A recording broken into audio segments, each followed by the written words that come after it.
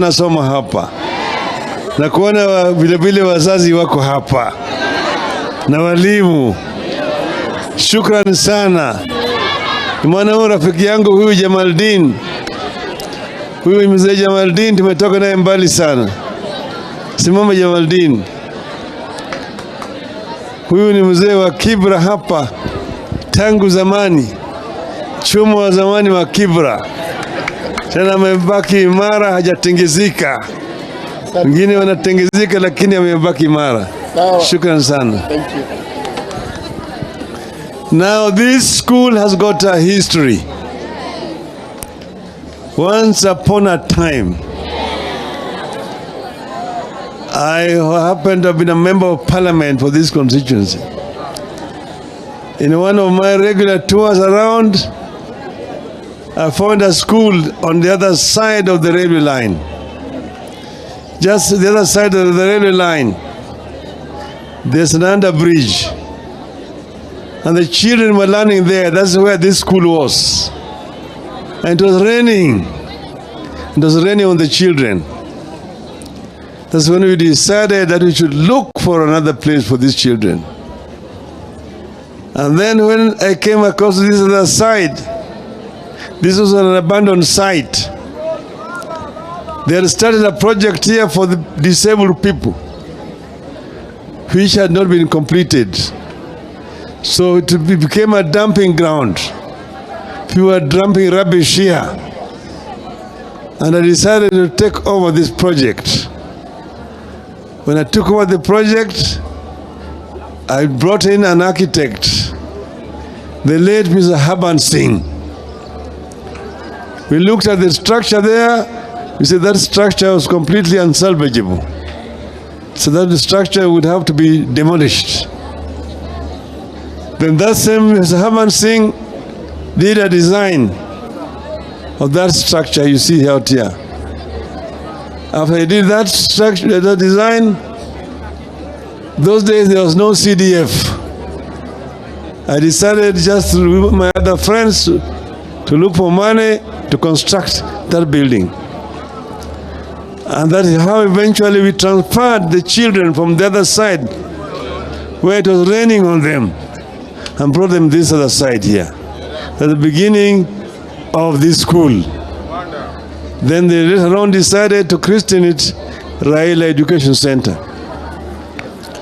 My daughter Rosemary, who was here, who was just left, has been very, very instrumental in working to ensure that this school actually is constructed.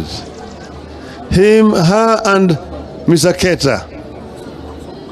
Where's Mr. Keta? I'm told Keta's already gone.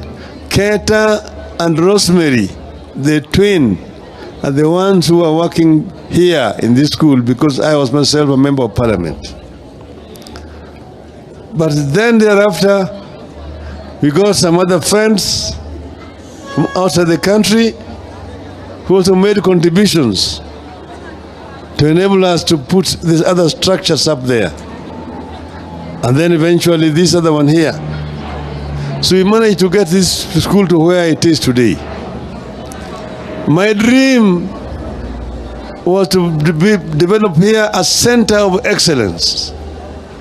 And I still have that dream to ensure that this school becomes a center of excellence in the city.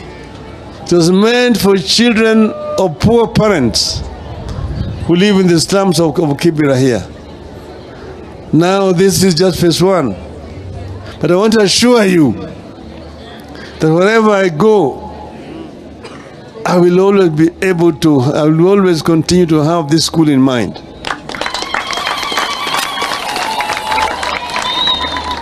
In future, we may acquire lands elsewhere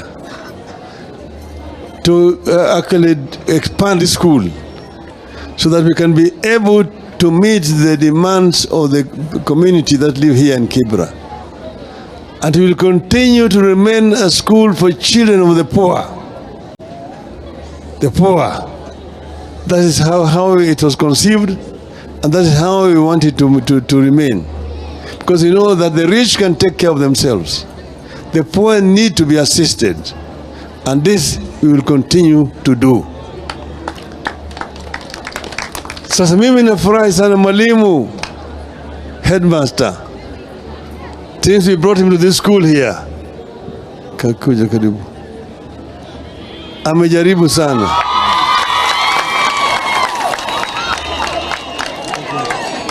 Since we brought him down here, he has done an excellent job. Thank you so much. Of introducing proper discipline in this school and also recruiting efficient teachers who have actually raised the standard of education in this school. And I'm happy to be told that this school was number 2 in the sub-county after Olympic Primary School, after the secondary school. So I'm very happy to be around here. Nina furaha sana sana sana. Wazazi na walimu na wanafunzi. Sasa baba amefika. Si baba amekuja? Education is very fundamental in our country. Without proper education, no nation can prosper. A nation will prosper if you empower your people through quality education. We have here an explosion of the youth. Nearly 60% of our population are the youth below the ages of 35. The youth can be an asset or a drug. If the youth are not empowered, if they're not empowered, they become drug addicts, delinquents, and become basically a load on the society. But if they are empowered properly with quality education, then they become the engine for wealth creation in the country. And that's the reason why we must ensure, all the time strive to ensure that our children get proper education. This is a challenge to the present government. A challenge to the present government. It is very unfortunate that even today you still have these problems, things of like capitation, it's a problem. Issues of examinations, there are problems. You still have issues of exam cheats and so on in this country. Things which are associated with primitive societies. Those kind of inefficiencies are things that we do not want to see continue in our country. But then, we have the government, and the government has a responsibility. Government has a responsibility to ensure that teachers are recruited and are properly remunerated. Government has a responsibility to ensure that you have proper tuition blocks, proper provision for tuition blocks in all our schools. The government has a responsibility to ensure that our children are properly fed in schools so that the children do not starve. These are some of the challenges facing the government. But now today, I'm happy to be here. Today, we are going to do a groundbreaking. I've already done groundbreaking for a new construction of this new tuition block here in the school. And as the MP has said, the construction work is going to start next month. I will be coming to supervise the construction to ensure that it is completed. So mimi nina furaha sana. Mimi siwezi kusema mambo mengi zaidi. Watu wamesikia mimi nataka kwenda kuwa rais wa Afrika nini?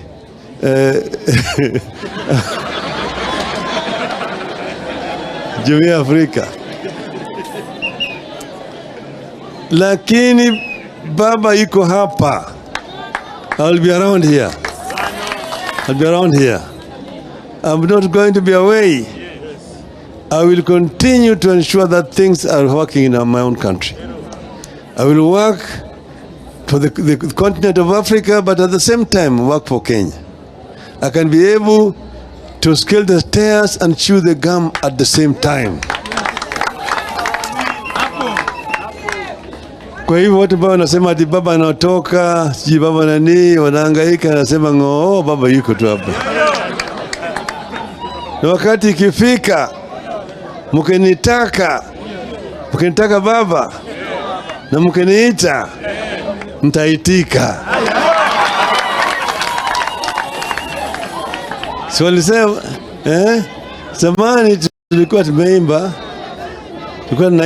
nikiitwa nitaitika, nikiitwa nitaitika, nikiitwa nitaitika, kutumikia wana Kenya. Oh, kutumikia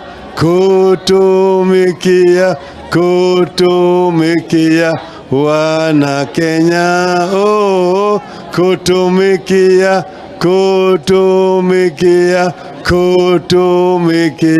wana Kenya.